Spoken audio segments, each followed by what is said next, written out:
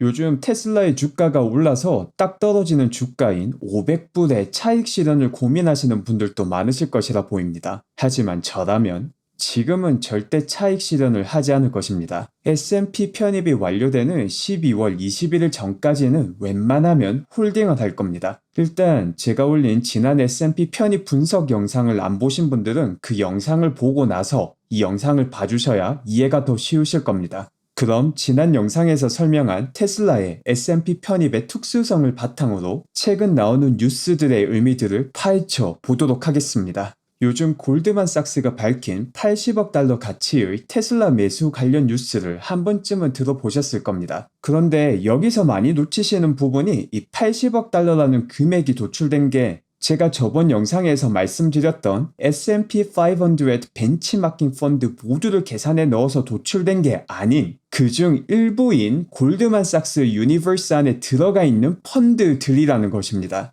결론만 말씀드리면 80억 달러가 아니라 이보다 훨씬 큰 금액이 S&P 500 벤치마킹 펀드에서부터 매수가 될 것입니다. 골드만삭스의 뉴스가 의미가 있는 건 이 80억 달러라는 규모가 아니라 본인의 유니버스에 있는 자산 규모가 5천억 이상 펀드 189개 중 157개, 즉 83%의 펀드가 테슬라의 주식을 9월 30일 기준으로 보유하지 않았다는 정보입니다. 이 83%가 중요한 정보입니다. 제가 지난 S&P 영상에서 벤치마크 펀드의 경우 테슬라의 S&P 500 안의 비중의 반만 적용해 0.5%로 계산한 이유도 벌써 어느 정도 테슬라를 가지고 있는 펀드가 많을 것이라는 생각 때문이었습니다. 그런데 골드만삭스 유니버스 안의 일부 샘플에 의하면 83%가 테슬라를 가지고 있지 않았다고 하니 제가 지난번 영상에서 계산한 333억 달러가 정말 거의 최저치라고 봐도 괜찮다고 생각됩니다. 보수적으로 계산했을 때 인덱스 트래킹 펀드에서 매수할 규모가 460.5억 달러, 벤치마크 펀드가 333억 달러, 이 둘을 합쳐서 793.5억 달러를 한 주당 490불로 환산할 경우 1.6억 주입니다. 지난 영상에서 계산했던 유통주식 안에서 실제 거래가 이루어지는 주식인 플로시어가 7.6억 주였으니 20%가 넘는 주식이 매수가 되어야 합니다. 그러니 지금이 정말 무지 재미난 상황인 거죠. 사실 이 수치도 저는 S&P에서 제공한 테슬라의 비중을 1%로 잡았을 때 수치인데 지금 가격이 많이 올라서 1.2% 정도로 봐야 되는 상황이고 이러면 매수해야 되는 주식의 숫자도 그만큼 더 올라가게 됩니다. 그러니 테슬라의 플롯의 20%가 넘는 1.6억 주가 매수되는 최저치라고 봐도 되는 수치입니다. 지금 테슬라 주가가 올라가면 무조건 매수해야 되는 비중이 늘어나는 인덱스 트래킹 펀드가 있다는 사실을 알고 있습니다. 거기에 엄청난 규모의 S&P 500 벤치마크 펀드 중 상당수가 아직 테슬라를 구매하지 않았을 가능성이 높다는 정보도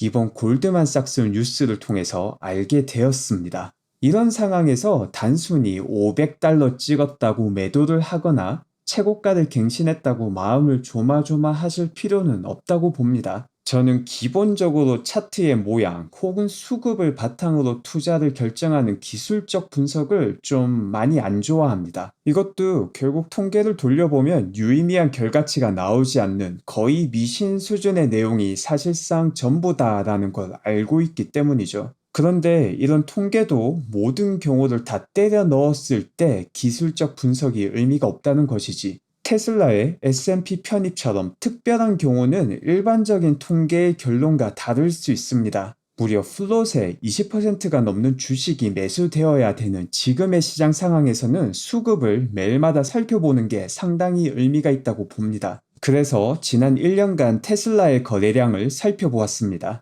요즘 거래량을 보게 되면 10월 이후로 거래량이 많이 줄어든 상황이긴 하지만 최근 17일부터 거래량이 튀고 있습니다. 16일 편입 발표가 되고 난 다음부터 바로 거래량이 평소 2배 이상으로 올랐습니다. 그리고 금요일인 20일의 경우 주말이 끼어 있다 보니 2일간의 리스크를 월요일에 몰아서 먹어서 거래량이 조금 떨어지는 경향이 있습니다. 하지만 20일날 장외에서 요상한 일이 일어났죠. 갑자기 가격이 너무 뛰어서 저도 관련 내용을 찾아보았는데 뉴스에서 따로 찾지는 못했습니다. 그래서 공식 나스닥에 가서 찾아보니 이날 장외에서 75만 6,440주가 거래가 되었더군요. 일단 거래량 자체는 아주 크진 않습니다. 요즘 평균 거래량이던 2,000에서 3천만 주를 월등히 뛰어넘은 17일부터 19일까지의 거래량이 S&P 500 트래킹 펀드와 벤치마크 펀드 거래량이라고 가정하고 장외가가 갑자기 올랐던 20일의 거래도 포함시켜도 1,000만에서 1,100만 정도입니다. 그런데 구매가 되어야 되는 테슬라의 주식은 최저가 1.6억 주였죠. 아직 한참 남았습니다. 제가 지난번 영상에서 S&P 편입 뉴스로 지금 기름칠이 잘 된 상태고 좋은 뉴스가 터지면 스노우볼이 제대로 굴러갈 수 있는 시기라고 말씀드렸는데 또 좋은 뉴스가 나오고 있는 상황입니다. 캘리포니아에서 테슬라를 핵심 사업으로 지정해서 코로나 락다운에서 면제시켜준다는 뉴스가 오늘 떴습니다. 그리고 이게 정말 의미가 있는 게 지난 10월 상하이 생산량 대박 증가 영상에서 락다운 같은 경우만 아니면 올해 50만 대 생산량은 거의 확실하다는 내용도 말씀드린 적이 있습니다. 그런데 바로 그 최악의 경우를 피하게 된 것이죠. 물론 이는 단순히 운이 좋아서 결정된 일은 아닙니다. 테슬라를 계속해서 팔로잉 하시는 분이라면 이 뉴스의 의미가 남다르게 다가오실 겁니다. 지난 5월 캘리포니아 락다운 당시 일론 머스크가 거의 싸움닭이 되어서 트위터에서 키보드 워리어로 활약했습니다.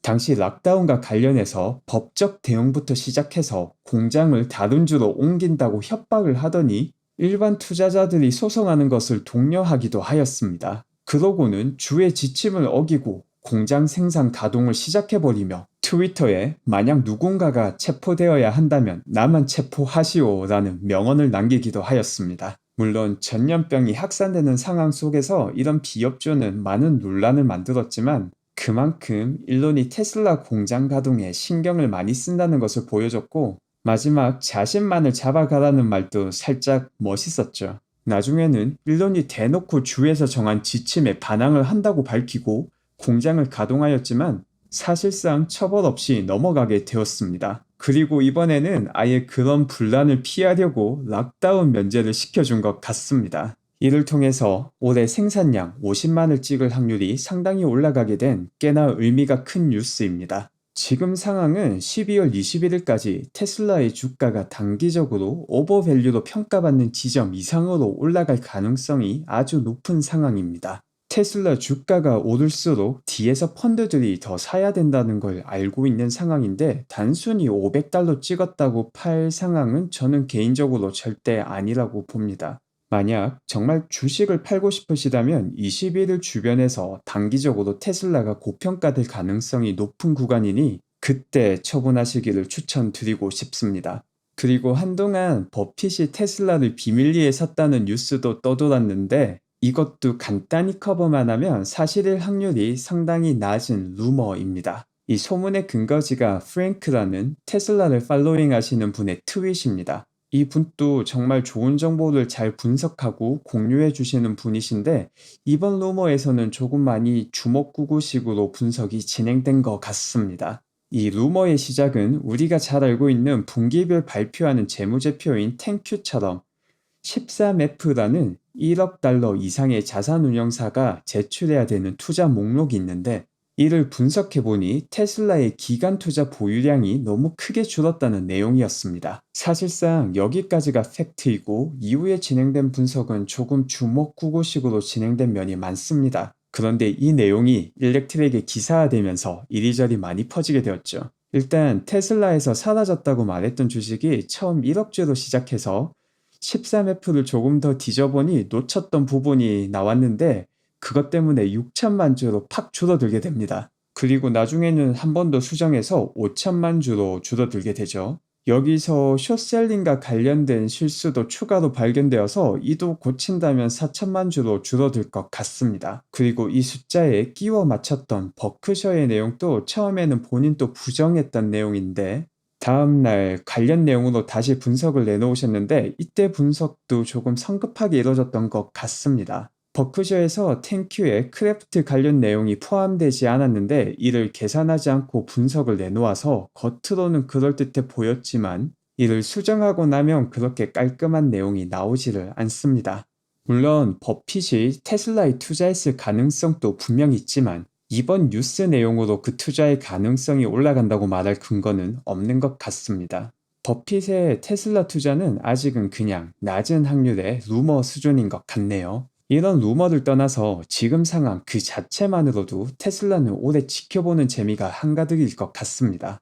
다시 말씀드리지만 저는 테슬라를 매도할 생각이 없고 매도도 안 할 계획이지만 만약 매도한다면 12월 중순까지 지켜보고 편입날 전에 너무 올랐다 싶으면 팔고 그리고 다시 내년 초에 매수하지 않을까 싶습니다. 오늘도 꿀잼 놀이터를 찾아주셔서 감사드립니다. 모두 좋은 하루 되세요. 감사합니다.